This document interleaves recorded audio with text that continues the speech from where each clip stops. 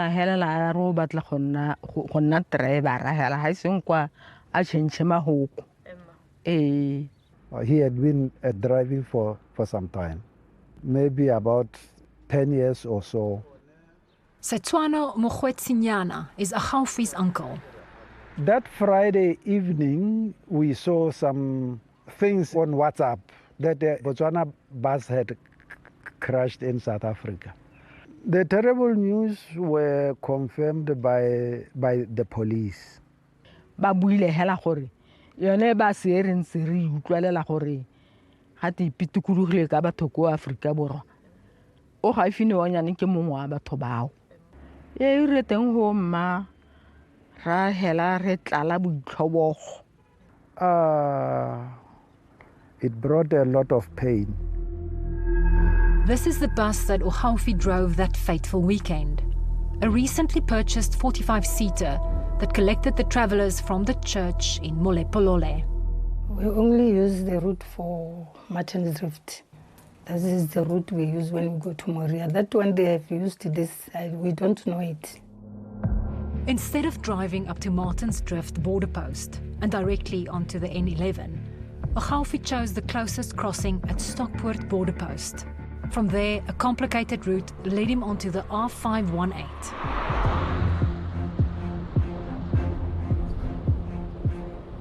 So this is the start of the pass. It's steep, it's straight, and it continues like this for 3 kilometers. The speed limit is 60 kilometers an hour, and I constantly have to keep my foot on the brake just to slow down. If you didn't know that there's a very sharp hairpin bend coming up, you'd be in trouble. It's getting quite steep now as we're going down into the valley. It's constantly picking up speed. I still can't even see the bridge yet.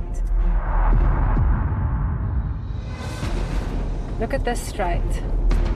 And look how easy it is to pick up speed going down here. I'm not braking now. I'm going 80 kilometers an hour. So there's the turn, the hairpin bend. It's quite straight. I can pick up speed as well, coming down here. Now it says 50 kilometers an hour. Little bumps in the road. Look how sharp this turn is.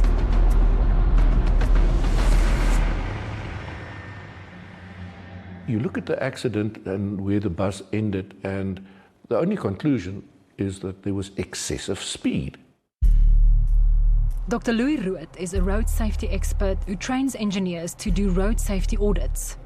He examined the circumstances around the bus accident, and his findings are startling.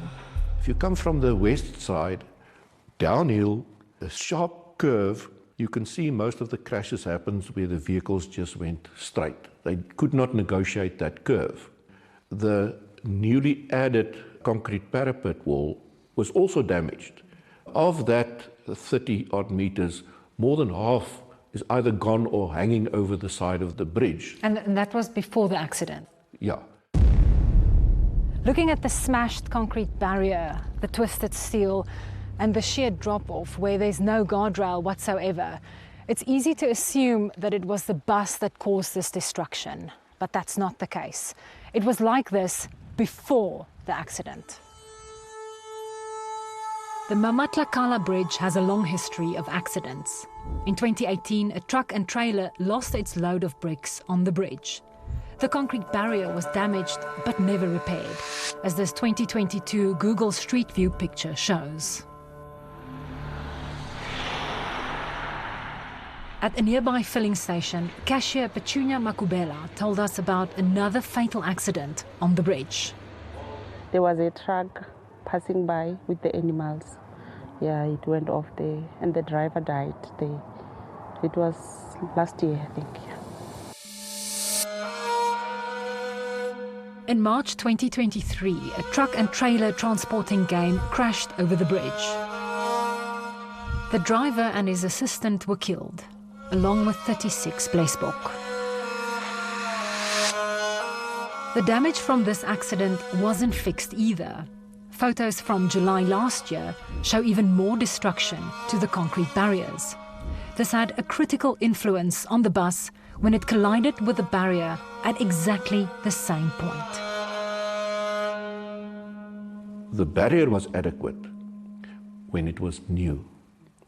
It now has snag points, and you cannot say that it is functioning in the manner in which it was designed.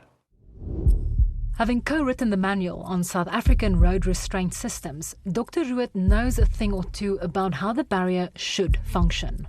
It must contain the vehicle, and typically the wheels will hit this solid object, turn, and then skid. The car skids along the barrier. This principle has been demonstrated in countless international crash tests. On colliding with the concrete barriers, the wheels of these heavy trucks and lorries are redirected onto the road, preventing the vehicles from overturning. But that's not what happened on the bridge. This barrier has been hit at several occasions, and these broken areas now present to the vehicle points on which it can catch. There's a force that now withholds the vehicle, try to break it.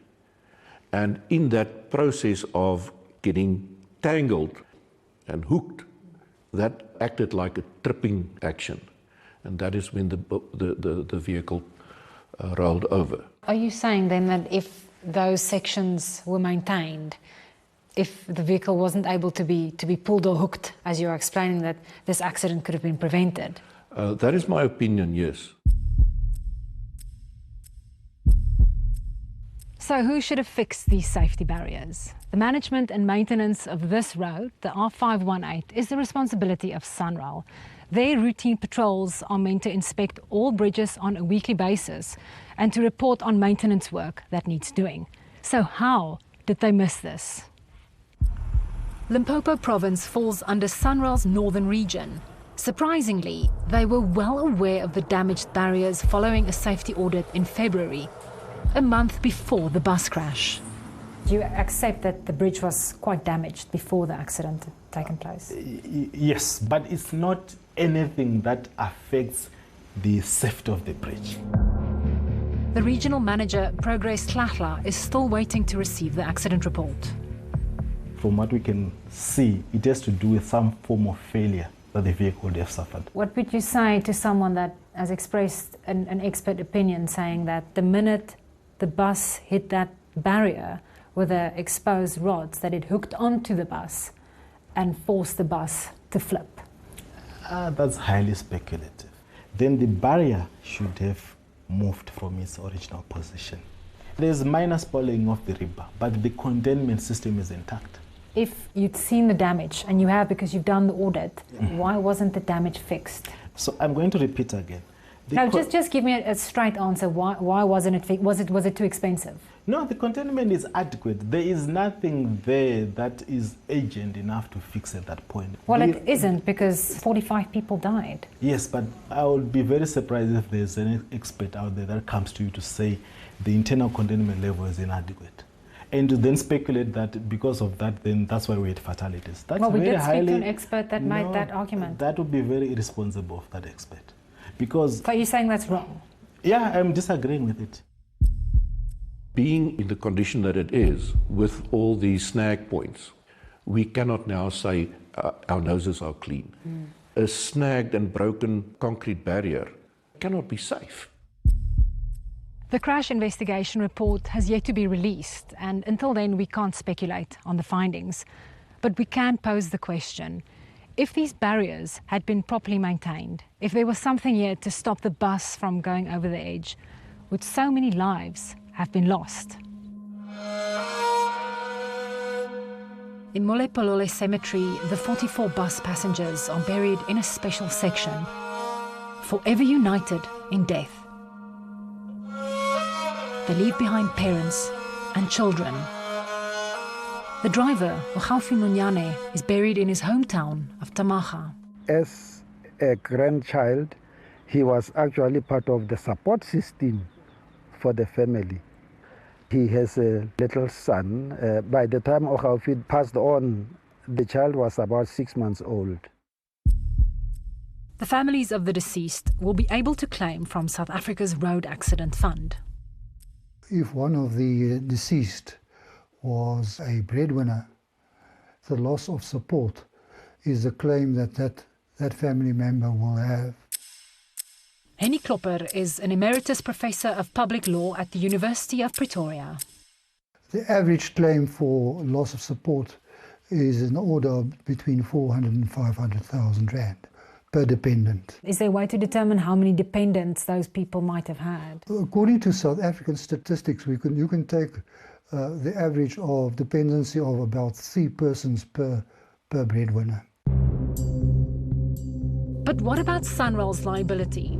As a government agency, its constitutional duty is to ensure a safe travelling environment. But SANRAL believes the cause of the accident was speeding, as opposed to any damage to the barrier, and is awaiting the accident report. Do you think at the end of the day that they failed in their duty? Yes, because that is definitely over a long period. We shouldn't have been put in a position where we must defend ourselves. We should have fixed the barrier. It has shaken the country. It has shaken us all. And as the country moves on, like in the healing process, we hope in the end we will put this behind us and move on.